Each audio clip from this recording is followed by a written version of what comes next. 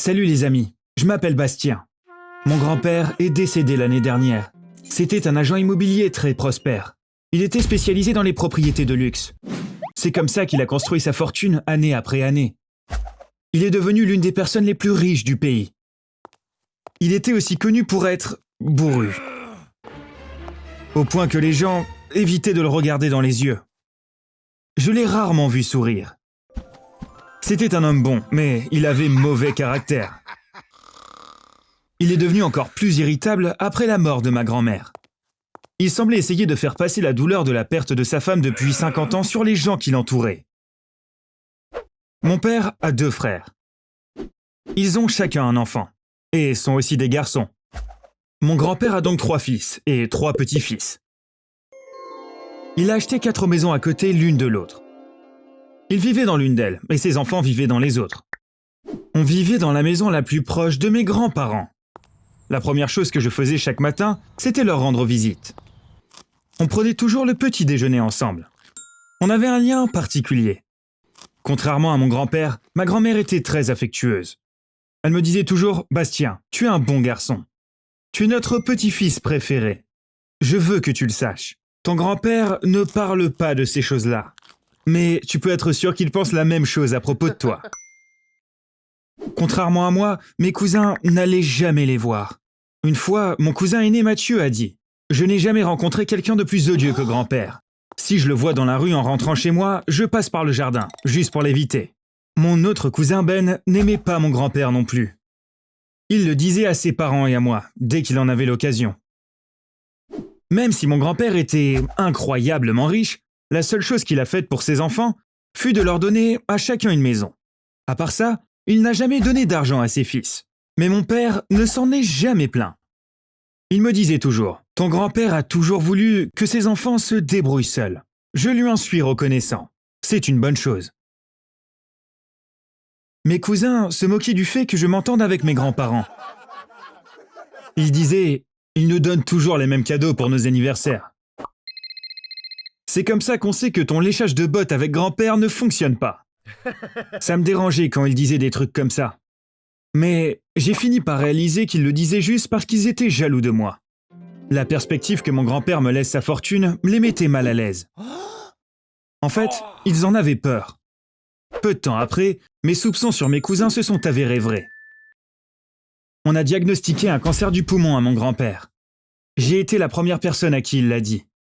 Un matin, je suis allé lui rendre visite. Comme toujours, il avait mauvaise mine. Il n'avait visiblement pas dormi. Il m'a montré ses radios pulmonaires. Je vais bientôt rejoindre ta grand-mère. Je devrais en être heureux, mais en fait, j'ai peur. Est-ce que ça fait de moi un mauvais mari ? Demanda-t-il. Ce jour-là, j'ai vu son côté humain pour la première fois. Ce vieil homme bourru auquel nous étions habitués avait été remplacé par un vieil homme gentil qui avait peur de mourir. Après avoir appris la maladie de mon grand-père, mes cousins ont commencé à lui rendre visite tout le temps. Mathieu, qui avant l'évitait, a commencé à lui rendre visite plusieurs fois par jour. Au début, je pensais qu'ils avaient changé d'attitude parce qu'ils étaient très tristes qu'il soit malade. Mais rapidement, leurs véritables intentions furent dévoilées. Ils voulaient avoir une partie de la fortune de leur grand-père. Un soir, Ben m'a appelé. Il m'a dit « Il faut qu'on parle ». Quand je suis arrivé au café où on devait se voir, Mathieu était là aussi. Je me demandais ce qui se passait. Mathieu s'est directement lancé. « Bastien, est-ce que grand-père a déjà rédigé son testament ? Tu sais comment il va diviser l'héritage ?» J'étais choqué. Ça m'a tellement perturbé. Pendant qu'il luttait contre le cancer, mes cousins en avaient après son argent. J'en ai aucune idée. Et je m'en fiche, ai-je dit. En fait, je trouve ça vraiment étrange que ce soit ça que vous pensiez. Je ne pense pas que ce soit correct, ai-je poursuivi. Ben m'a dit « Bien sûr, t'es pas inquiet toi. Tu as fait tout ce que tu as pu pour t'entendre avec grand-père. » Et nous alors ? Comment on va avoir notre argent ? Je n'ai pas aimé la façon dont il parlait. De quoi tu parles ? J'aimais grand-mère et j'aime grand-père. C'est pour ça que j'ai toujours eu une bonne relation avec eux. Mathieu a dit « Je suis vraiment curieux de savoir ce que tu pourrais aimer chez grand-père. Tu peux pas nous avoir. On sait ce que t'es en train de faire. Tu crois qu'on est bête ? C'en était trop. Mon grand-père se bat contre une terrible maladie. Je m'en fiche du testament et de l'héritage. Je veux juste qu'il vive le plus longtemps possible. Je me fiche de ce que vous pensez. Vous me faites penser à des vautours, ai-je dit, et je suis parti.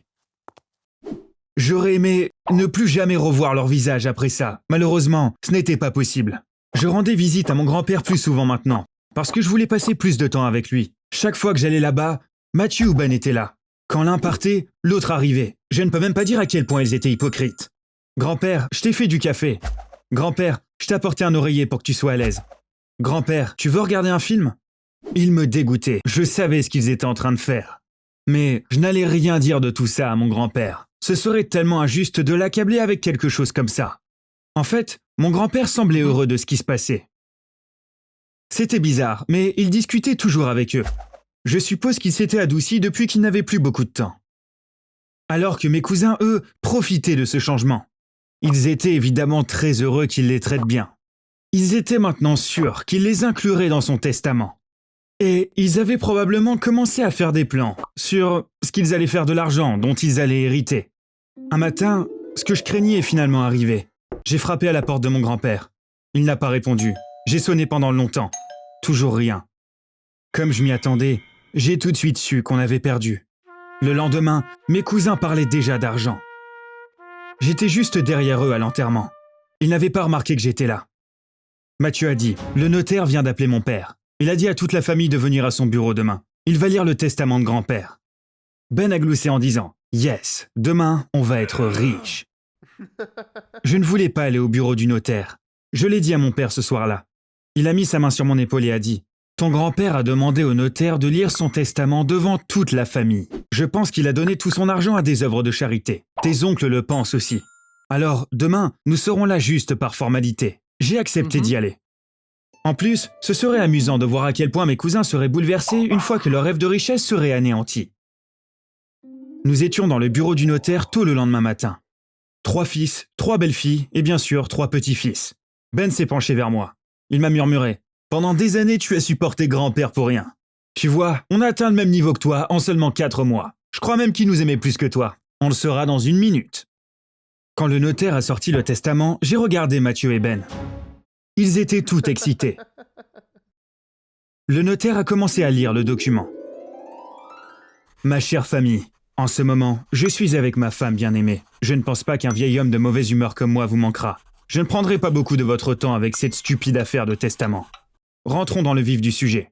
Vous savez, la vie a été très généreuse avec moi, et j'ai amassé une immense fortune. Mes chers fils, je ne vous ai pas laissé vivre une vie de riche, parce que je voulais vous voir vous débrouiller seul. Vous m'avez bien compris, et avez tout fait tout seul. Je ne pense pas que vous ayez besoin de plus d'argent. Continuez sur votre lancée. Je vous aime beaucoup, vous et mes belles-filles. Après que le notaire ait lu tout ça, j'ai vu mon père et mes oncles sourire. Mon oncle aîné a dit « Comme on s'y attendait de la part de papa, tu ne nous as pas surpris. Nous t'aimons aussi. Notre cher papa, repose en paix. » Pendant ce temps, Mathieu et Ben retenaient leur souffle, attendant, en silence. Le notaire continuait à lire le testament. Après avoir appris ma maladie, mes chers petits-fils, Mathieu et Ben, se sont souvenus qu'ils avaient en fait un grand-père. Je dois avouer que c'était très divertissant de vous voir vous jeter sur moi pour obtenir une part de l'héritage. Je suppose que vous m'avez pris pour un vieil homme naïf. Évidemment, je n'ai rien dit parce que je sais que je ne suis pas facile à vivre. Je considère que c'est une punition suffisante que vous ayez agi comme si vous m'aimiez bien. Les parents ont commencé à rire quand ils ont entendu ça. La mère de Mathieu a dit « Regarde ces petits diables, nous n'étions même pas au courant, ils en ont après l'héritage. » Mathieu et Ben sont devenus rouges vifs. N'importe quoi, on s'occupait de grand-père parce qu'il était malade, a-t-il dit à tout le monde, mais il savait que c'était complètement faux. On a presque fini, dit le notaire. Et il continua à lire. Et enfin, mon cher petit-fils Bastien, tu as été proche de ta grand-mère et de moi depuis le jour où tu as commencé à marcher. Je sais que je ne t'ai pas accordé assez d'attention, mais tu es un bon garçon. Je sais que tu me pardonneras. Même si je sais que tu nous as aimés sans rien attendre en retour, je veux quand même te faire un cadeau. Quand tu auras 18 ans, je veux que tu utilises la moitié de ma fortune pour créer une fondation et la diriger. Cette fondation devra fournir des bourses aux enfants pauvres et veiller à ce qu'ils reçoivent une bonne éducation. L'autre moitié de ma fortune est à toi. Je n'ai qu'une seule condition. Ne donne rien à Ben et Mathieu pour qu'ils comprennent la leçon. Pour moi, c'était totalement inattendu. J'étais si fier que mon grand-père me confie la responsabilité de diriger une telle organisation. Et je n'aurais pas à travailler grâce à l'argent qu'il m'a laissé. Et donc, je pourrais consacrer tout mon temps à la fondation. Il va sans dire que ce jour-là a été une énorme déception pour mes cousins. Il leur a fallu beaucoup de temps pour s'en remettre. Maintenant, ils étudient tous les deux pour entrer à l'université. Mon grand-père disait toujours, « Il n'y a pas d'ascenseur qui mène au succès. On ne peut l'atteindre qu'en montant les escaliers pas à pas. » Oui, on ne peut rien gagner facilement en prenant un raccourci. Mon grand-père nous l'a montré d'une manière très efficace. Je me souviens de lui avec gratitude et respect.